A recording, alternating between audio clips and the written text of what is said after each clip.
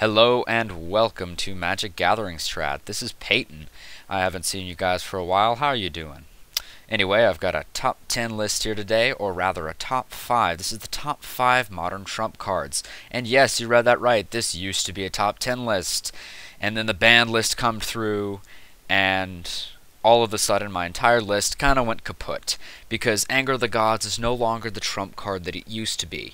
It was very good against the blue-red Delver decks that were playing young Pyromancers, and it was also very good against Pod, because Voice of Resurgence hates Anger of the Gods, and it wipes away all of their mana dorks. But I've spent a little time deliberating, and I've made it a top 5 list. Should be pretty quick. Hopefully some interesting stuff. Just a couple brief notes though. I am using a different mic than my usual. I got a new headset because the last one I had was exceedingly painful, literally painful to wear after about 5 minutes, and this one is about 10 times more comfortable. But the mic I don't believe to be as good as the one on my old headset, so you guys let me know in a comment if you preferred the audio on the old videos better. I will go back to using that mic for recording, otherwise I'm going to stick with this one because I could wear it for longer periods.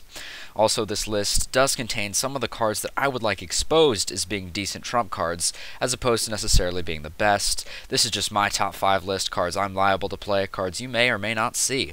It all depends on your metagame and, you know, what you're expecting to see based on the format. I know there's a lot of Obzon out there right now, but I also know that Burn is pretty high up there, so let's just go ahead and launch right in with the number 5. Now this one surprisingly starts with a land. Number 5 is Gavitree Township, because this card is the ultimate Obzon mirror match trump card.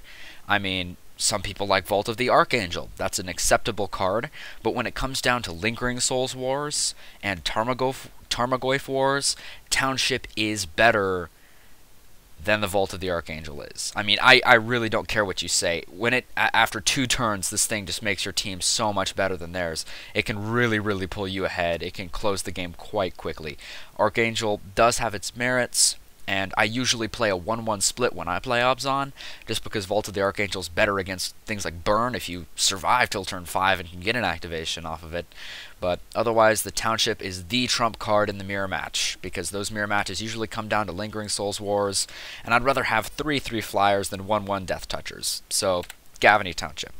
Number 4 slot, we have Leyline of Sanctity. Now, it's here because it is the anti-burn card. Burn in Modern has no way to effectively beat turn 0 Leyline of Sanctity. It is basically impossible. They could have, what's that spell, Destructive Revelry? Maybe, but most mono-red players will just lose to this. If they have Goblin Guides, you can outpace those Goblin Guides. You can kill the Goblin Guides. Leyline of Sanctity is just the burn trump card. It also has merits against Jund and sometimes Obzon if they're playing a lot of discard. And normally against burn matchups, I actually won't play Leyline, just because it's kind of clunky unless you're looking to just hose burn. Something like Core Firewalker is usually a little bit better, but it really, once again, just depends on your meta. I mean, there were times, I think, when Moto was like 40-50% burn in the modern 2-mans, stuff like that. And then those were the days where you should have been playing Leyline as opposed to Firewalker, just because you're so much more likely to hose someone that way. In the number 3 slot, we have Teferi, Mage of Zhalfir. That's right, the old Teferi. And this guy is sort of my almost an honorable mention, just because he's really good in blue control decks when I play them, especially blue-black ones, because I like Grixis control, and I play a copy of Mystical Teachings in my sideboard. And I usually also play a copy of Teferi, because Teferi is very good against other blue-based control decks. Excuse me, blue-based control decks. It's a little bit of a tongue twister. But he basically stops Cryptic Command and instant speed interaction, and just makes all of your spells so much better, especially when you can start flashing in your creatures. Even though you may only have a few, a Flash Thundermaw Hellkite, while it doesn't really make a difference since it already has haste, can sometimes get a couple of extra Lingering Souls tokens out of the way, or potentially save some damage if they're attacking you. Anything like that. Otherwise, I'm just a big fan of Teferi. I've flashed in Gatekeeper of Malakir with Teferi in Grixis control, and it is very good with Flash. I mean, I've edicted at Diabolic Edict speed while putting a 2/2 on the board to trade off their Snapcaster Mage. It's just a wonderful thing to be doing. I'm a big fan of Teferi in the blue control mirror.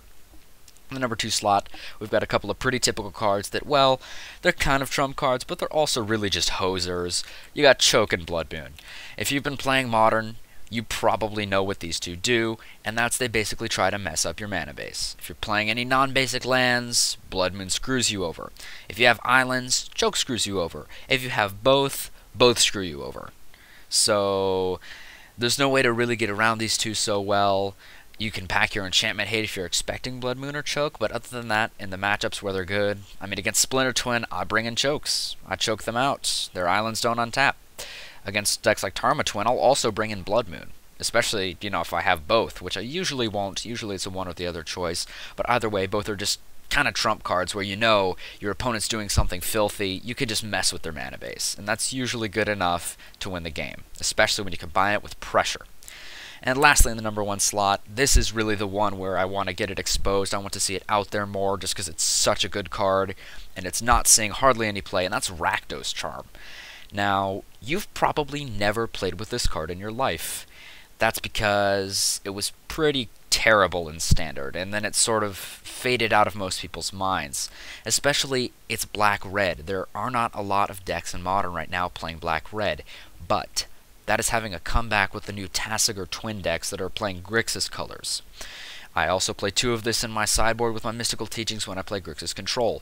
That's because every single one of its modes are relevant. The first one, especially with Soulflare coming out, Nuke in a Graveyard can be pretty powerful. I have encountered some Soulflare Vengevine decks, and Rakdos Charm does a pretty handy job of slowing them down or messing with their strategy, especially when you can anticipate that they're going to cast a Soulflare on the next turn.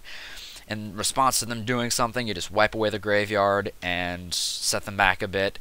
That's usually good enough, especially if it gets to late game when they don't already have a board presence. You can keep them from developing, and that can be quite useful. It also destroys an artifact. And Affinity, while it's not as common as it used to be, is definitely still out there. And sometimes if you can get their Mox Opal off the board on as early as you can, preferably turn 2 if you're on the play, that can sometimes just be a game-changing decision. Otherwise, it takes out Steel Overseers, Masters of Ethereum. It does not kill Etch Champion, but then again, not much does, so you kind of have to cut your losses there. And it's overall just a good card. I've used it to blow up Batterskull as well. Sometimes if I know I'm playing against a control mirror, I will bring in my Mystical Teachings to find my Counter Squall. Not my Counter Squall, what's it called? That uncounterable blue-red is its spell. That counters a spell, counters target spell you don't control. Counterflux, that's it, that's the one. I'll bring in my Counterflux and my Mystical Teachings, and sometimes, you know, an extra Cryptic or a Batterskull, and then I'll also bring in a Rakdos Charm, so if I see that they get their Batterskull out, I can then blow it up with the Charm. And it's usually a pretty good interaction, given that I'm not spending a lot of mana, and I'm only spending an instant to take care of one of their potential finishers. But it's the last mode that is the best, in my opinion, and that is that each creature deals 1 damage to its controller. Wow. Splinter Twin, hello. This is how you win the game against Twin. You let them go off, you let them attack you, and you kill them with their own dudes. It's surprisingly effective. I mean, I've done that game 2. I've had Splinter Twin just crush me game 1. Game 2, I go in and I get a Rakdos Charm win. And game 3, usually they're really, really worried about Rakdos Charm, and you can just get one in hand, and you can hold it, and you can hold it up with a counter spell. And it's just a big, big threat to the Twin deck. I mean, especially because Twin is becoming more popular, especially Tasigur Twin as well, now that I think about it. But in any event, sometimes you also do see board swarms where this is basically a Boros Charm. I mean, 1 Lingering Souls against Abzan, and it's a Boros Charm. And if you're playing a control deck, and you need a little bit more burn to finish off the game, and your opponent has a decent board state, Rakdos Charm can win you the game. So those are all of its merits. I've used all of its modes. Definitely the last one the most against Twin, but I really feel like I should see more play, and I'd love to see it worked into more decks, just because it's a good card and nobody seems to be using it, and it's kind of next level when you think about it. Coming up with a card to use in your sideboard that no one else is, and stealing a tournament. It's kind of fun to see, and it's definitely powerful. Anyway, that's all for this top 5 list. Just want to know what you guys think, especially about the audio. If you enjoyed the list, but think I missed one of your favorite cards or one trump card that, you've been playing with some and you want to let other people see so maybe they can enjoy its use as well, feel free to post a comment down below. If you want to see me do another top 5 or another top 10, also post a comment below. I definitely take suggestions and I love hearing from you guys. Thanks for watching and hope to see you soon.